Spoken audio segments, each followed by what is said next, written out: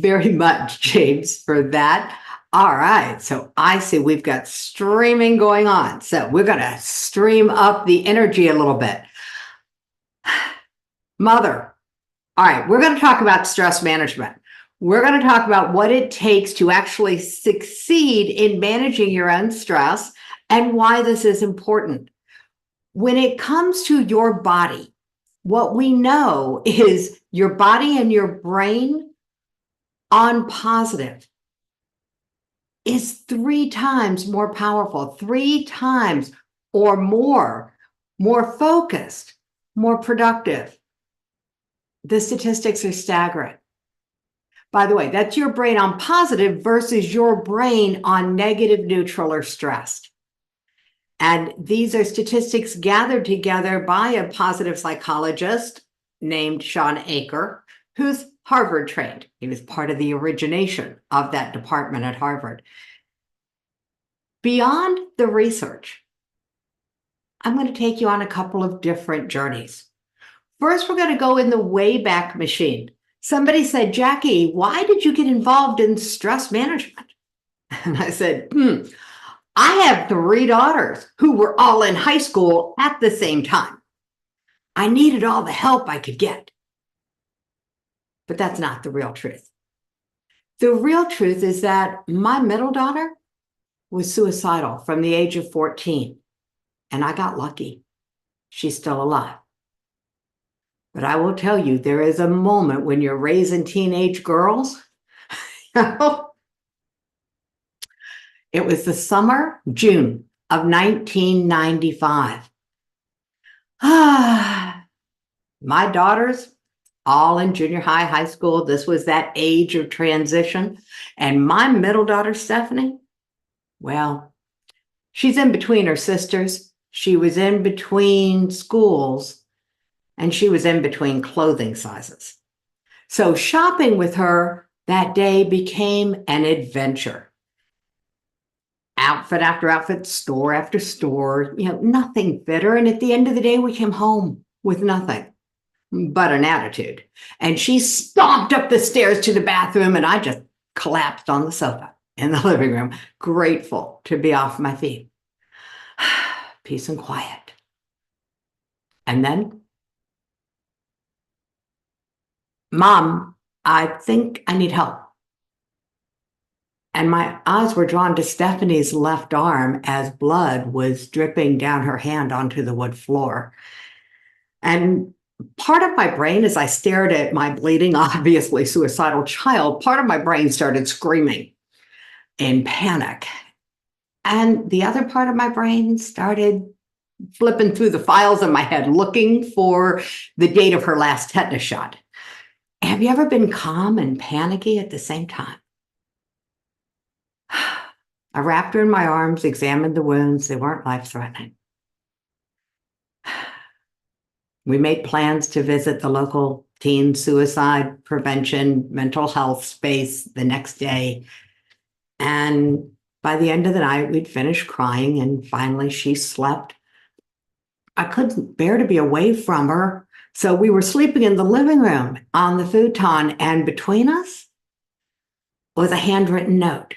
It was her promise not to harm herself while I slept. Like I was going to close my eyes that night? All night, I stared at the ceiling, listened to her breathe, grateful she was still alive. What happened after that night? Counseling, therapy, medications, interventions, hospitalizations, and 13 more attempts. Like I said, I got lucky. See, I had sold myself on the idea that as long as she was getting professional help, we didn't need to talk about it. I was wrong. The truth was I didn't want to talk about it. See, the other side of the family coin is that while Stephanie was suicidal, I was dealing with my second bout of clinical depression. That's not an easy place to climb out of. And it was the combination of those two things that sent me searching for a cure. Because I'll be bluntly honest, Counseling, therapy, and medication, maintenance of my mental health was not how I wanted to spend my life because it didn't feel like I was living my life. So I went from Western medicine, which could get me stable, but they couldn't cure me, to studying Eastern healing arts. So I traded the counseling, therapy, and medication for mindfulness and energy and meditation. Really good stuff. Along the years of study, I ended up with multiple certifications, but no cure. They don't talk in terms of a permanent cure either. And I wanted a permanent cure. So I had the body and I had the spirit. I studied the mind. I became an expert in communication. I'm a mediator by training. The conversation happening behind my eyes and between my ears was the conversation I most wanted to learn how to mediate. I got stable, like a three-legged elephant, as long as I was holding still. The minute I started to do something new, a new relationship, a new part of my business, emotionally, it was a herky-jerky ride. And that's what was missing. I'd studied body, mind, and spirit. What was missing was the emotions. Body, mind, spirit, and emotions. We are born with those four aspects of ourselves all together, and then life happens and we split apart. And reassembling body, mind, spirit, and emotion. This is what I help people do now, reintegrating those four aspects. So that's what I do. It's called conscious transformational healing. And I actually, part of what I do is certify practitioners in that process. It actually permanently erases the emotional trauma from the events of our past without anyone needing to talk about it. Now, why would that be important? Remember, I said my daughter got a lot of professional help, and so did I. But what I noticed, more so with her than with me, because we're always looking out for our kids, every time she started with a new doctor or a new therapist and she had to tell her stories all over again, she went backwards. And I realized it was in the telling of the stories and the retelling of the traumas that we are getting re-traumatized. We're actually creating a deeper neural pathway in our brains related to trauma. Hello, PTSD, because that's all PTSD is having a re-triggering of a neural pattern. And that's what I wanted to cure, not just for myself, but for her and for the people like her. The whole story of how I ended up here is on my TEDx talk, and you guys will have the link if you want to go see it, or you'll see it on the Suicide Prevention Society.com website. There's another talk there, and that's where I'm going to take you next, because now we've talked about the really heavy stuff. How did I become a stress management consultant? Been doing it for 40 years or more. How did I end up part of a mission to end suicide? Well, that's my daughter's story, and that's in the TEDx talk, the rest of her story. But how did I get here as part of this group, as doing what I do now, helping other coaches and healers and helping you mediate the conversation going on behind your eyes and between your ears? Well, I got lucky. I love being lucky. By the way, do you know that the more positive you are in life, the luckier you're going to be? It is absolutely proven that the more you manage your mindset, wave a little bit of a magic wand and take yourself to a higher place emotionally, the more often, the more time that you spend with your brain on positive, your luck actually increases. They say chance favors the prepared mind. Well, I say chance favors the positive mindset. So we're going to take you on a journey to reset your mindset, and you get to play along. There's a little town, and you may have visited. I used to live there. I lived in a town called Shouldville. Shouldville. It's that place you go when you think you should have done something different, or you think somebody else should not have done something, Anytime that you are shoulding on yourself or others, you're taking a trip to shouldville. Now, for me, shouldville, living in that land of guilt, regret, judgment, and blame.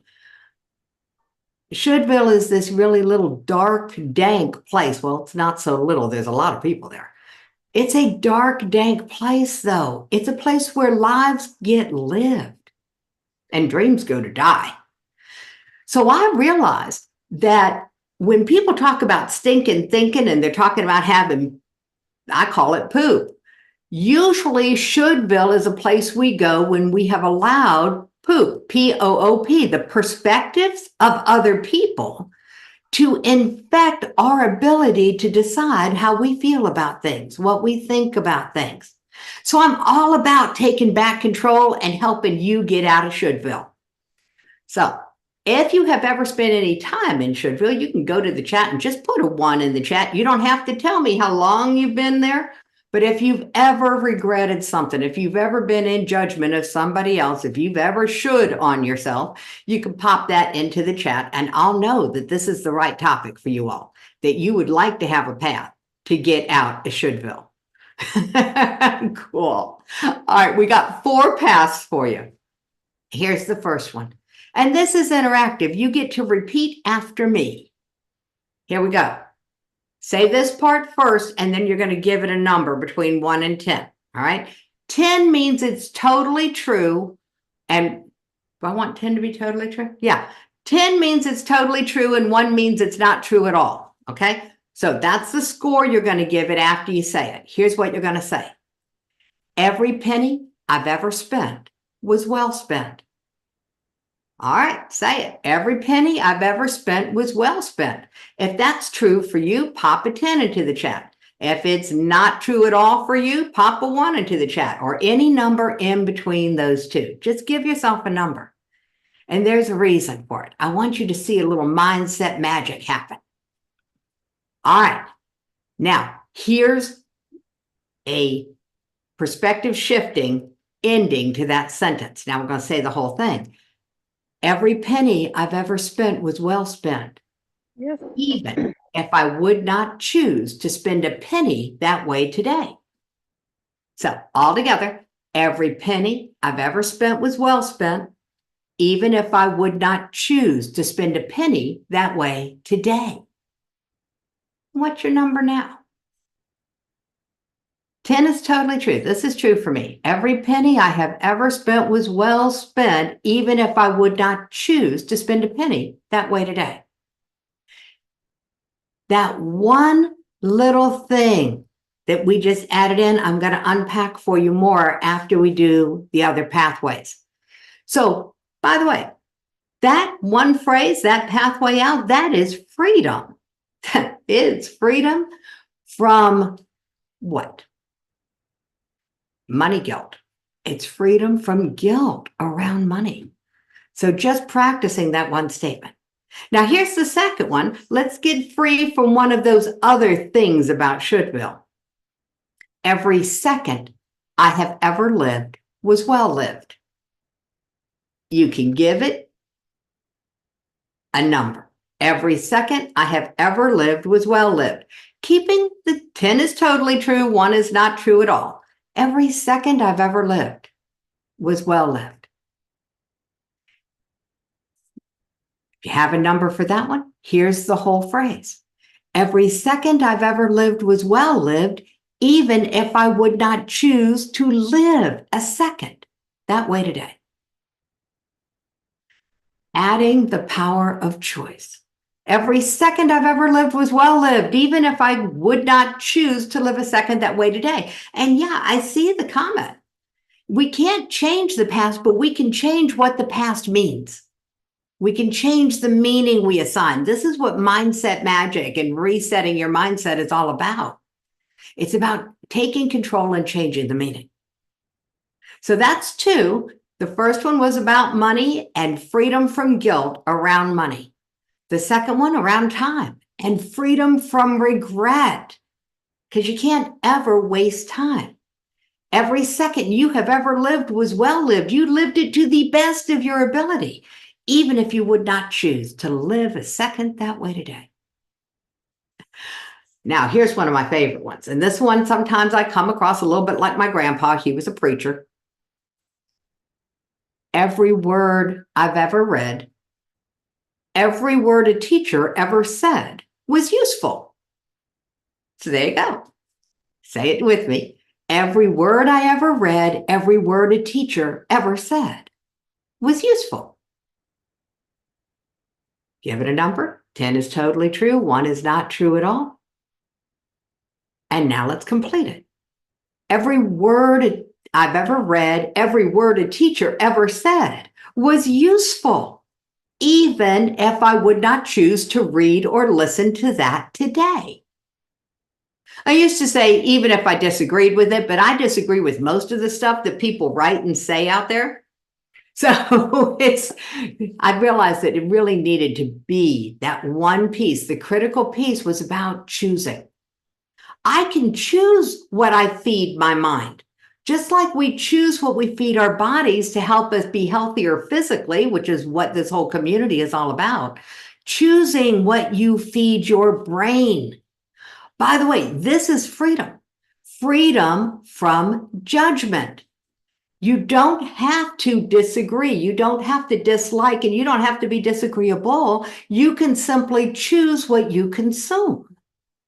So every word you've ever read, every word a teacher ever said was useful, even if you would not choose to read or listen to that again today. Freedom from judgment. We are 3/4 of the way out of Shouldville. And the fourth one. Every person I've ever met enriched my life in some way. So you can say that out loud. Every person I've ever met enriched my life in some way. And you can give it a number. 10 is totally true for you. 1 is not true at all.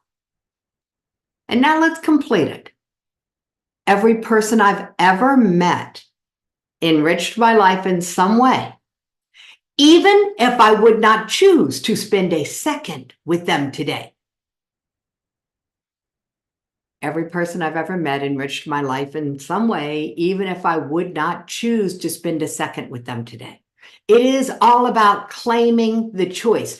And by the way, this is going to feed into another positivity mindset hack. But first, I just want to say, if you've got a question, if you want me to unpack something a little more, pop it into the chat. I am happy to address it. This was not a prepared presentation. This is simply some of the many ways that I help people reclaim control over the most important real estate in the world, that exists up here. This is where the game of life is played. The game of life is not played out there. It's not kept score by your bank account. It is actually kept score by your emotions. And having the power of positivity in your pocket, as it were, is what I am all about. What would your life be like if you knew beyond a shadow of a doubt that you had absolute control over your emotions at any moment in time, that you could shift yourself into a more positive mindset? Well, you've got 4 different tools right now that you have at your disposal. You have the truth about money, the truth about time, the truth about education, and the truth about other people. These are the 4 paths out of Shouldville. Any one of them will improve your mood immediately. So there you have it. Now, here's what just happened. It was a little bit of mindset magic, so I'll explain it. The perspectives of other people, where a lot of those rules come from what we absorbed through our skin growing up, that had us taking ourselves and other people to Shouldville, have just been shifted. And you've gone from poop to poo. You have just now embraced the power of optimism and hope. Because the minute you give yourself freedom from guilt and regret and judgment and blame, That's the fourth one, other people. The minute you give yourself freedom from those four emotional states, you have now improved your level of optimism and hope. And that's my goal for you, is that every day in every way you can embrace that your life is getting better and more positive all the time. So that's what we want for you. That's what I want for you. And this is my way of doing it. Just in case you can't tell, I'm a storyteller. And someone asked me how I got so good at storytelling. Well, I have had some training as a professional speaker, and I got more when I did the TEDx. But the reality is, I learned how to tell a story with the toughest audience in the world. And it's another part of my story. I was a single mom, raising my 3 daughters, and I kept a roof over their head running a daycare. The toughest audience in the world. I was reading books and stories to 3-year-olds, reading a book upside down. You know, if you can hold the attention of a 3-year-old, talking to you all, you guys are easy by comparison. So having the happy thought that everything that you've ever learned, everything that you have ever done is going to be useful for the rest of your life when you embrace it as not being wrong. There are a lot of lessons I've learned along the way.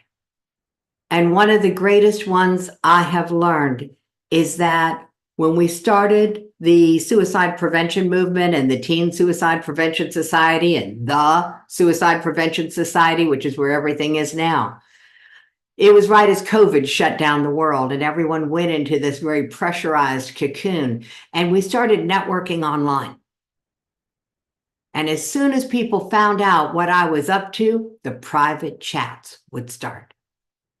And I learned very quickly, no matter what size room I walked into on Zoom, there was going to be at least one person in every room was grieving the loss of a loved one or struggling to stay alive.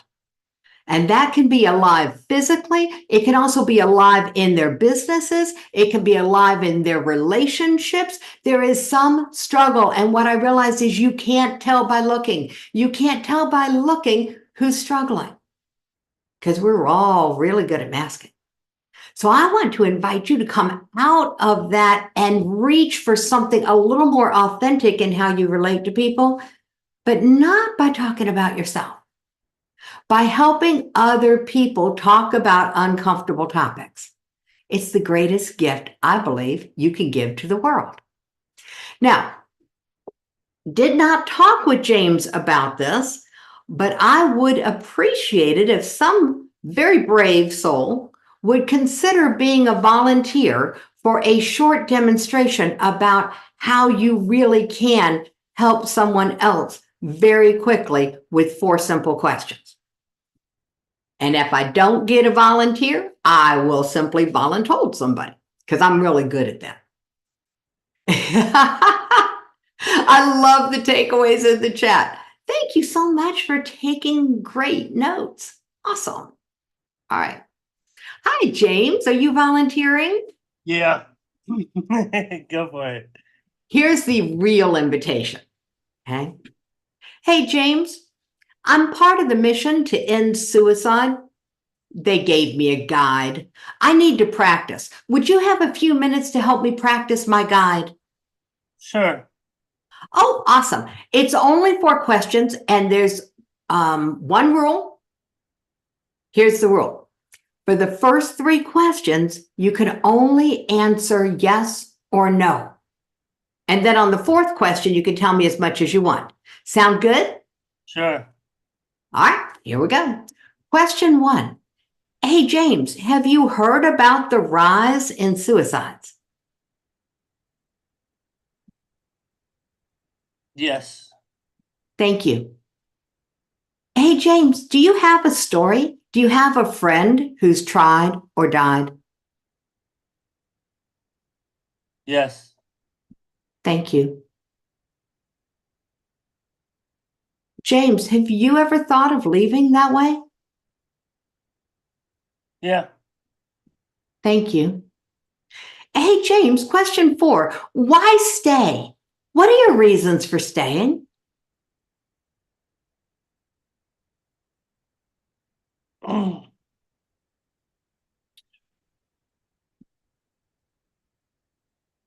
My thoughts of looking back on a completed life and seeing it as a whole, and would I really want to write the story that way? What else? Everything or every person that I've loved or been a part of that would be disappointed, that would be ripped off if they didn't have me. Another way to look at it, James, what's so good about your life that you want more of it?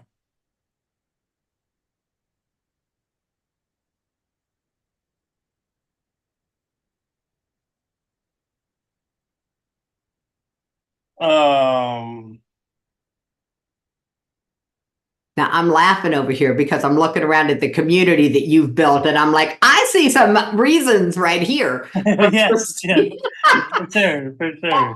Yes. So think in terms of how many lives you have touched with telehealth today, and how many more you want to positively impact with telehealth today. Would those come under the headings of reasons for staying for you? Yeah, absolutely. It would be, yeah, and not, yeah. So, and when I say look at your life as a whole from beginning to earth, that would include every life that you've touched, which would probably be everyone's almost.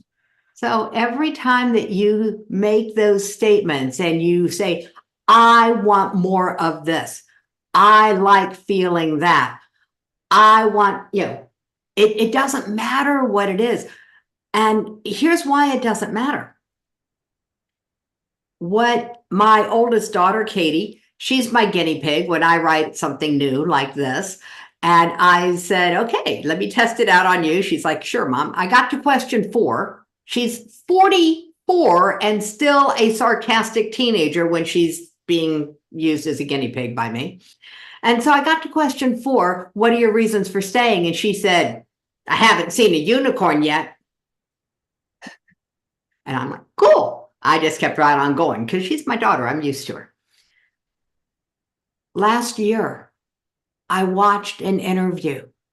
She was being interviewed on a radio show, and they asked her about her involvement with the Suicide Prevention Society. And she said, yeah, it's interesting about the talk that saves lives. And she told this story about how I practiced on her. And then she said, last year when my husband almost died, I had some really dark thoughts. And in my head popped the thought that I haven't seen a unicorn yet. It worked. The brain just built out. And by the way, this is what happened with you, James. And this is what happened with everybody on the call. Your brains have now taken the angst that you have on the topic of suicide. We activated it, didn't agitate it, just activated it with the closed-ended questions. So for all my coaches in the room, relax. They were closed-ended questions for a reason. I know it can freak out coaches.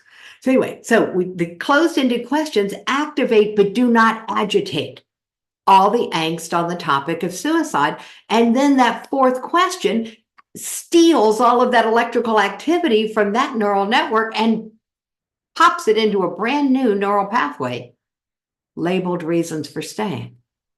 And the more you can help someone answer question 4 with more and more reasons for staying, the faster that new neural network gets built out. It's building a mental buffer between someone and an edge they may not even know that they're near.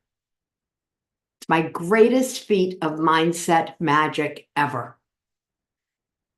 Now, here's the caveat, and there's a script. If you go to the suicidepreventionsociety.com, you can download the pocket guide.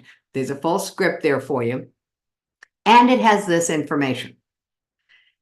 If someone says yes to question 3, that they've had thoughts of leaving, don't panic. Thoughts of leaving are normal. Sigmund Freud said that they are part of our problem solving, our worst case scenario mechanism in the brain. So just relax. Now, if you're having the talk with someone, and I certainly hope that you do, and they say, yes, they've had thoughts of leaving, yes to question 3. And when you ask them question 4, they have 0 reasons for staying. We say, stay with them and dial 911, dial 988, get them with an intervention specialist. Now, having said that, why don't you pop into the chat? Out of the thousands of talks that we have had using this guide, what percentage of the time do you think that we get someone who has thoughts of leaving and 0 reasons for staying? So just pop a percentage. What do you think it would be? Out of thousands of talks, how many people, percentage-wise? So what do you think? Ponder, ponder. 1 to 2%, 5 to 7%. Alexander, you nailed it. It's 0. 0.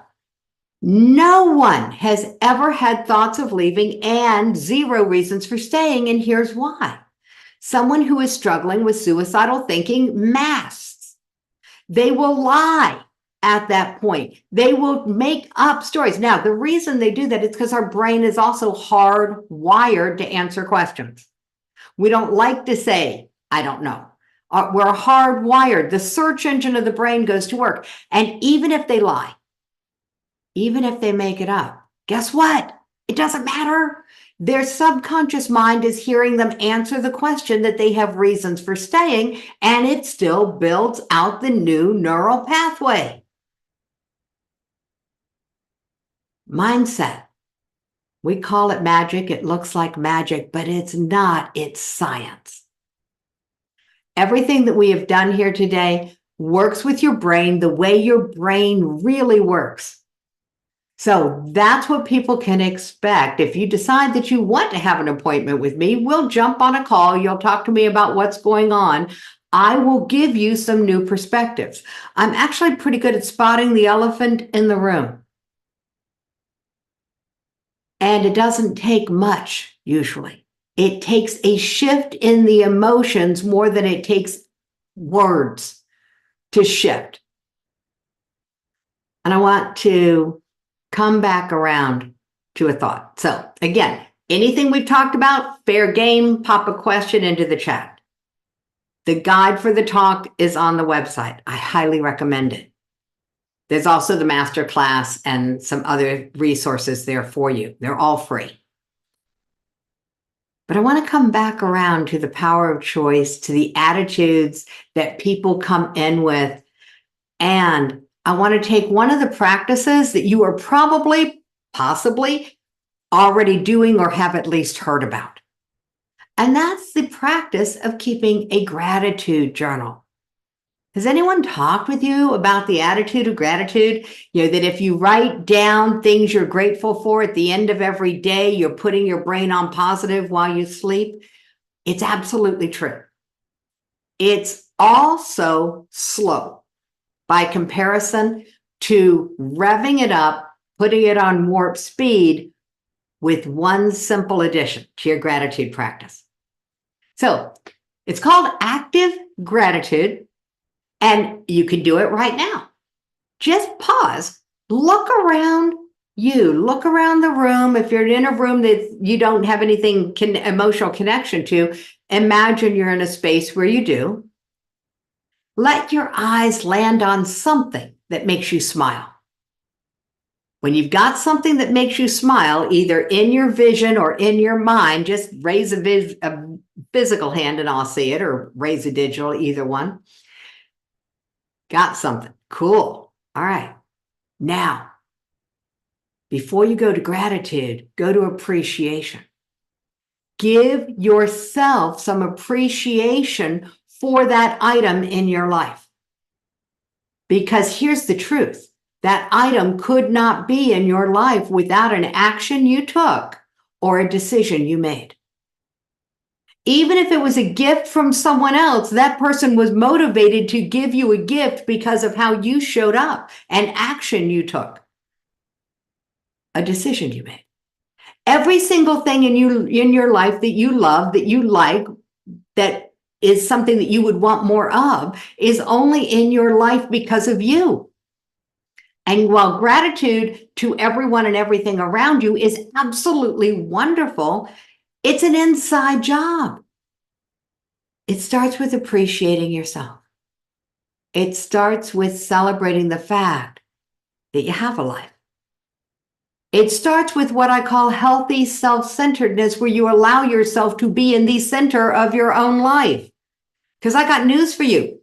Everybody else's life is already taken. This is yours. Be in the middle of it. Be in the center of it. Have fun being you, and most importantly, appreciate you. Appreciate you for everything good in your life.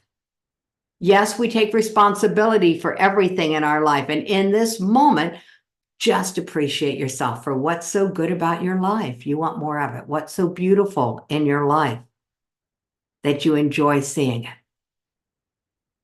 So there you go. Welcome to the world according to Jackie, which, by the way, was my original radio show. Now we are building out my podcast again, and that is, funny enough, titled Your Brain on Positive. So I try to be easy to find. I try and do my best to be accessible. And where I can't be, you can plug in to some of the classes like this one. I have classes coming up all the time, so people can interact with me there as well. And the next one I have is on the know, like, and trust factor assessment. And the reason I teach that assessment tool, one is because I created it, but the other is because I was trained in classical sales techniques with the idea that people only buy from people that they know, like, and trust. And I found out that's not true. People don't buy from people they know, like, and trust. They buy from people who know, like, and trust themselves, and know, like, and trust their solutions, who are confident to the level of certainty that they have the solution to the problem the person's coming in with. Because trust me, you've probably bought something from somebody you didn't know. You might have even bought something from somebody you didn't like. And some of us have bought things from people we didn't even really trust, but it seemed like a good idea at the time. What were we really buying? We were buying their certainty that they had the solution. I'll say that again. We were buying their certainty that they had the solution to our problem. Usually what they had was a faster path for us to get what we want, because fast always beats free. So the know, like, and trust factor assessment is a workshop on how do you get to know, like, and trust yourself more so that people can choose to go on that journey with you. Because no matter how great of a healer you are, if you are not finding a way to convert people who come in contact with you into clients, you're not able to heal very many people. So I wanted to call everyone out who is in any kind of healing space or any kind of service solution-based space and say, you owe it to the world to get better at knowing, liking, and trusting yourself so that people will choose to buy from you, so that you can actually do what you're here to do and help them. Please do what you need to do to help more people, because the world needs you now more than ever. And on that note, I will tell you that when you discover that you are in business with someone who you do not know, like, or trust, realize that it's better to just observe their behaviors and judge their behaviors and not judge them, because you don't know their story. I will guarantee you there's always more to the story than you're aware of. So don't judge other people.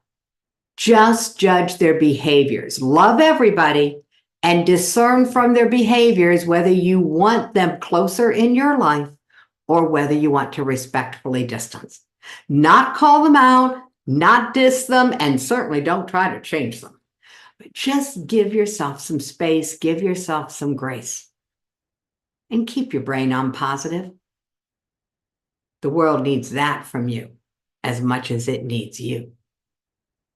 And thank you.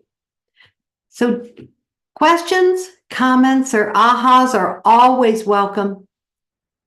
And I appreciate your time and your attention today. You're welcome.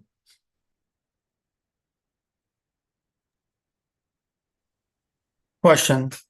Yes. This technique of reframing the questions, is this, it kind of reminds me of CBT and motivational interviewing. Is it like is it either of the two? It's like a combination of both. I've never studied either one, so I can't answer your question. I'm glad it reminds you of something that you're familiar with. These are all neuroscience-based trainings, I suspect. And the brain works the way the brain works. So yeah, they're all designed to work with the way the brain really works. Use the ones that work the best for you. And by the way, you'll know which ones work the best for you because they'll be the most fun. Thank you. That's a great question. Now I've got more things to study, obviously. So a comment here. At work, in my industry, we get a lot of training regarding motivational interviewing and non-directive methods. So that's what that's what it reminds me of. Oh, cool. Yes. There are people who are going to say non-directive and Jackie. You put those two things in the same sentence. I have highly developed directive tendencies. It's why I'm not a coach. I'm a consultant and I'm a healer and I'm a, but yeah, because I'm very directive, just in case you couldn't tell. Yeah. But I will look that up. I love the titles of motivational interviewing and non-directive. So I'll spend some time there. Thank you very much.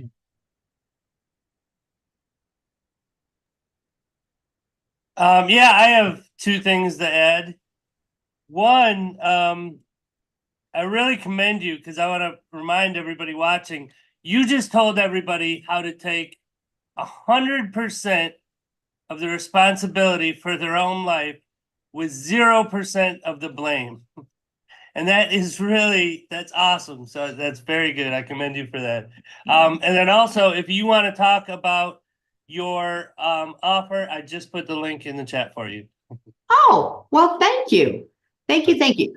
As I said, I just popped that landing page together for you all so that you could take advantage of it and attend next week as we walk through the 4 parts of the Know, Like, and Trust Factor assessment. It's a fun workshop that will have a lasting impact. And if you've ever wished for more confidence, this is the workshop for you. Because that's the side effect of doing it. You will feel more confident, more certain, more centered. I guarantee it. Matter of fact, I'll give you your money back if you don't. So there we go. Thank you, James. Yeah, thank you for being here and sharing. This is really valuable and awesome insight. Thank you. Oh, you're very, very welcome, James. You know, I love doing things with you. Well, yeah, Warner. Can you explain a little bit more about this upcoming workshop? You said also there's something about sales.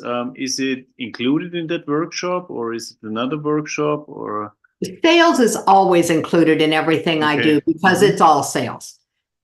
And this is part of an ongoing, this is part of a series of workshops. So you'll notice on there that you can opt in for one or you can opt in for the entire series. And we will be reviewing the 7-week quick start guide, Your Path from Secret to Success, is my first book. And it's a mindset book that's all about sales and all about the daily actions that improve your sales. Everything from staying organized and tracking. And since I wrote that book, I actually have a more sophisticated way of helping people keep track of their daily activities. The simplest, tiniest little things that we do consistently are the things that make the biggest difference in our life. The big things don't make the difference. It is the little things done repeatedly that make a difference. And so having ways to keep track of, am I on track? Not with anything other than my actions. Because here's what I'll tell you. If your actions are not in alignment with the outcomes you want, there's a mindset piece that we want to address, and we want to address it fast. Because the sooner you address the mindset reset on money, time, all of those pieces that we've been talking about, the faster your sales will improve. Because we do business with people who know, like, and trust themselves. Yeah, I understood that point. And so it was very interesting for me that it's not about what the people need. I mean, it's about what the people need, but it's more about whether you trust yourself, whether you can serve the people's needs. And I've seen it's $20 for one session. So we can try it out. And then if we want to have more sessions, we can go for the lifetime subscription. Yeah, that's interesting. Yeah. Thank you. I realized that I wanted to make it an easy decision for people, Warner. That's where most people mix up on their sales. When it finally comes time to a decision, you want that to be easy. Getting to the decision, getting on your calendar, getting access to you, that's where you want to put up some things that don't make it as easy. Why? Because everything in my world got turned on its head in the last few years when I realized, instead of trying to attract everybody to me with my marketing, you heard of attraction marketing? Boy, let me tell you, that was not my favorite period of time in my life. Instead of that, what if I just screen out the people who are not a good fit? And again, it was a lesson learned when I was doing the suicide prevention show, which was a summit, and our marketing messages got challenged. A guy wrote in saying, "Your message hit me like a slap in the face." Why? Because I had dared put suicide prevention and fun in the same sentence. Now, I was talking pure prevention. For him, suicide prevention was a daily battle to stay alive. And I went, uh-oh, you way past the point of prevention, honey. You're in the land of intervention. Let me help you understand the difference. And so I wrote a very nice article back to him, and I ended it with this. If our message pushes you away from us and into the waiting arms of a suicide intervention specialist, our message is doing its job. And for most of us in business, if our message pushes away the unmotivated, if our message pushes away those that have zero clarity on the outcomes they want, if it pushes away the people who are really not ready to take action, and only allows in the people who resonate with us, who get us, who like to hear what we have to say, who will fight to get on our calendar and pay us, well, that's what I call effective marketing. Yeah, thank you very much. That's true. I agree. It's not for the faint of heart, Warner, because everyone out there is preaching attraction marketing. Almost everyone. There are a few exceptions. I have been blessed to meet some really smart people and train with them. Most of the world is doing attraction marketing. And they're spending a lot of money, and they're not getting the return on investment. At least that was my story. I've invested multiple 5 figures with coaches and trainers and programs designed to help me build my business. It's few and far between that I ever had a positive return on my investment as far as financially. Doesn't mean I didn't learn stuff. It just didn't translate directly into my wallet, which is where I wanted it to translate. So the work of the last few years, the COVID cocoon, I came out of it, having gone into it, an entrepreneurial caterpillar, barely crawling along. I came out of it a butterfly. And I built a 1-year mastermind certification program in conscious transformational healing, $40,000 program. And last year, I took it apart. And now I teach the conscious transformational healing, not in a 1-year program. I teach the skill to anyone who wants to learn it in 1 month for $2,000. Why would I do that? I discovered my values. And my primary value is freedom. And I will tell you, running a high-end mastermind with the workshops to 3-day events to courses to whatever, and then teaching 4 and 5 days a week and all of the things that go with that and the opposite of freedom. I had built a business I didn't want to work in, because it wasn't based on what I believed or what I loved. It was based on what other people told me I should do. I had to get myself out of Shouldville, Warner. That's where all of this content has come from. It has been my journey to solve my own problems that got me here. So that's really the end of the story. Thank you for the question. How did I get here? I solved enough of my own problems that now people trust me to maybe have some solutions that might work for them. I'll bet you have too. Yeah, of course. I mean, this is what coaches do, right? They solve their own problems and then sell the solutions to their own problems. So, of course, yeah. Yeah. Cool. James, anything else?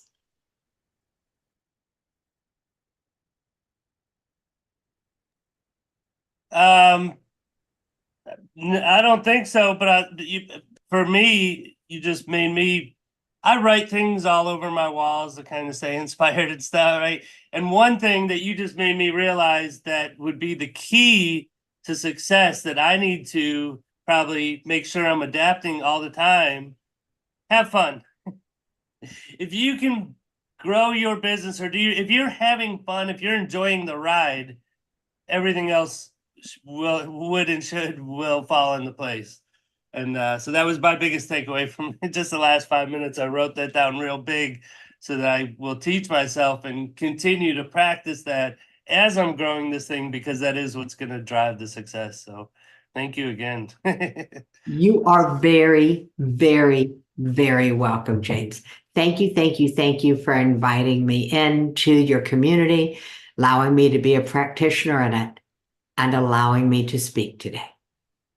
Thank you for being here. It was an honor, pleasure, and privilege. Likewise. Thank you. Welcome. Thank you. Okay, Alexander, I guess cut the recording. And, All right. thank you guys. Awesome.